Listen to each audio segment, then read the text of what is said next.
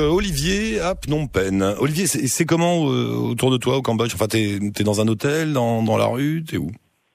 Non, là je suis dans l'enceinte de l'hôpital Calmette qui se situe au nord-ouest de Phnom Penh, juste à côté de l'ambassade de France. D'accord. Et qu'est-ce que c'est comment Phnom Penh? Ça t'a fait quoi comme impression quand on débarque dans cette ville? Tu connaissais pas avant?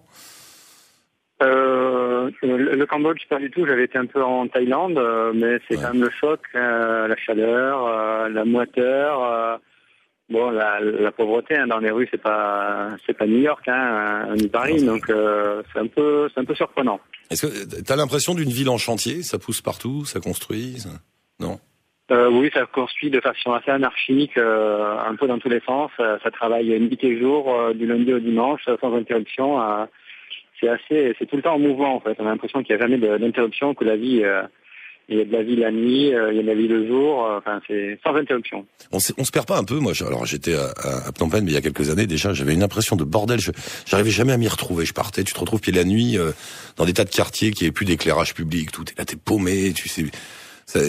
Ouais, c'est vrai que c'est assez sombre le soir dès que la nuit tombe, mais apparemment, j'ai pas trop compris le système de numérotation des rues, mais il y a une logique dans tout ça pour se diriger. Donc, a priori, une fois qu'on a compris le système, ça a l'air assez simple. D'accord. Pour l'instant, je l'ai pas encore trop appréhendé parce que je suis là pour bosser, je suis pas là pour faire du tourisme. Donc voilà. Ouais. Alors donc t'es venu 15 jours, toi, juste 15 jours comme ça pour travailler dans une ONG, hein? Tout à fait. Ouais. En fait, je suis parti avec une association qui s'appelle Planète Urgence, en fait, qui est à Paris.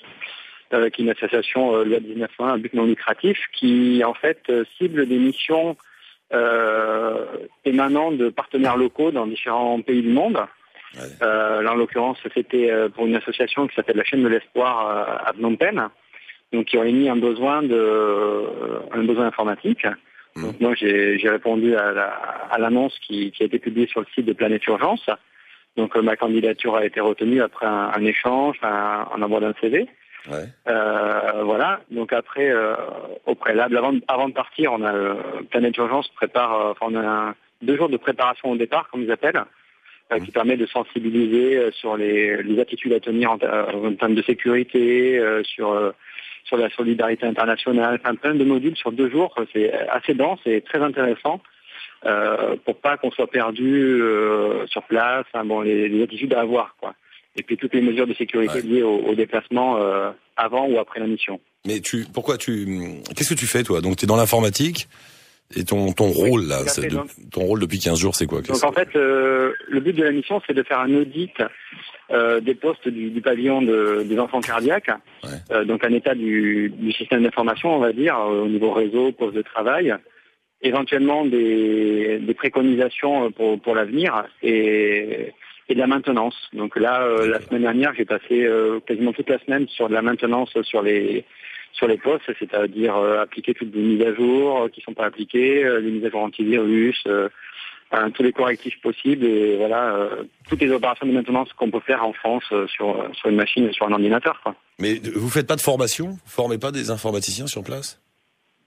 En fait, tout dépend de la mission. Il y a Planète Urgence s'adresse plusieurs types de missions. Ça peut être de la formation, ça peut être de l'agriculture, de l'architecture. Enfin, il y a tout un panel de missions possibles. Et justement, c'est ça qui est intéressant, c'est qu'en fait, on n'a pas. Enfin, il y a d'autres grandes ONG, on va dire, dont tout le monde connaît le nom, qui permettent de partir, mais il faut être libre 6 mois ou 1 an. Et avoir des profils bien définis sur, un médecin, un logisticien, un infirmier. Alors que là, n'importe qui a une compétence informatique, de formateur, qui sait faire des crêpes, enfin je dis n'importe quoi, mais n'importe qui peut avoir une action dans un pays, on va dire partenaire de Planète Urgence, qui a émis un besoin.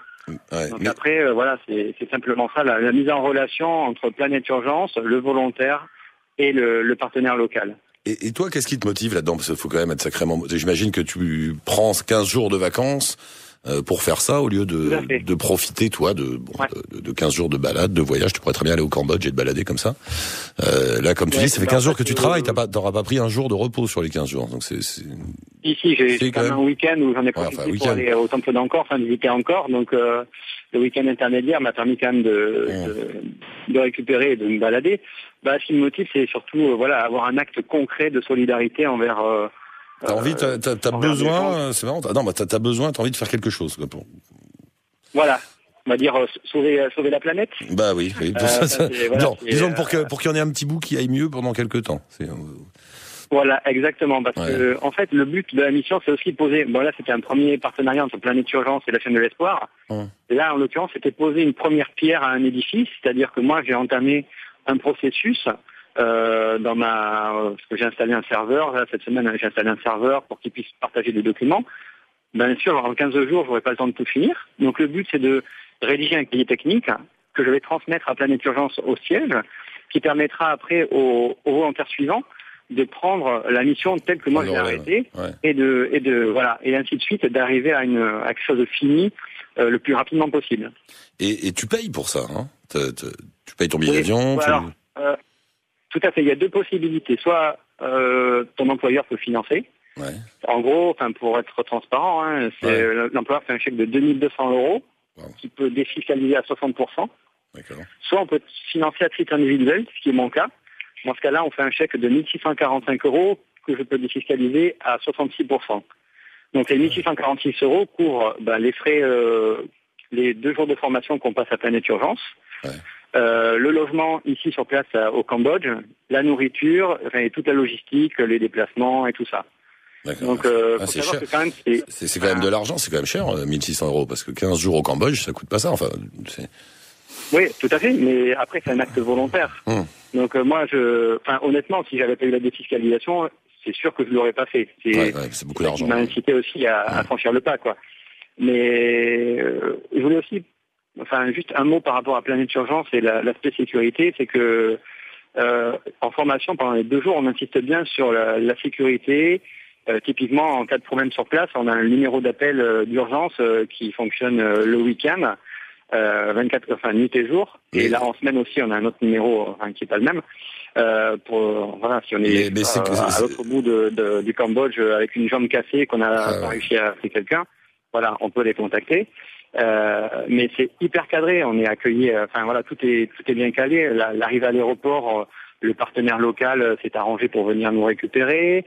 Il nous ramène à l'aéroport au moment du départ. Non, mais je veux dire, c'est un vrai, c'est étonnant c'est une sacrée démarche parce que tu prends 15 jours sur ton temps pour offrir tes capacités gratuitement et en plus tu donnes de l'argent qui sert à faire tourner cette association tu vois, c'est quelque chose quand même. Oui. Et tout le monde en profite quelque part. C'est que, Planète Urgence finance, c'est, on va dire, l'aspect logistique. Le partenaire local touche une quote-part du chèque que je fais. Et puis voilà, moi après, encore comme je dis tout à l'heure, c'est un acte volontaire, quoi. Personne m'a mis le couteau sous la gorge pour faire un chèque, pour aller au Cambodge. Donc c'est vraiment un acte volontaire. Et franchement, j'encourage tous les gens qui nous écoutent à simplement aller sur le site de Planète Urgence, planète-urgence.org. On va les appeler, tiens. Pour voir un peu le descriptif des missions qui peuvent exister, parce que tout le monde peut se reconnaître par rapport à ses capacités à réaliser une mission. On va les appeler. C'est pas la première fois qu'on a un auditeur qui passe par cette association, donc j'aimerais bien les appeler un jour, voir comment ça fonctionne. Et attends, une dernière chose. Emmanuel, je pense qu'il y a Emmanuel qui revenait d'Inde. Ouais, voilà. Ouais. Pareil, il avait fait de la formation à Pondichéry, à côté de Pondichéry. Formation bureautique à des Intouchables. Ouais. Et juste une dernière chose, c'est pas un peu le grand pays des ONG, le Cambodge. Moi, quand j'y avais été déjà, c'était frappant. J'avais l'impression qu'il y avait plus d'ONG que d'habitants. Il paraît que ça continue. C'est un truc de fou. Non? Ouais, tout à fait. Ouais.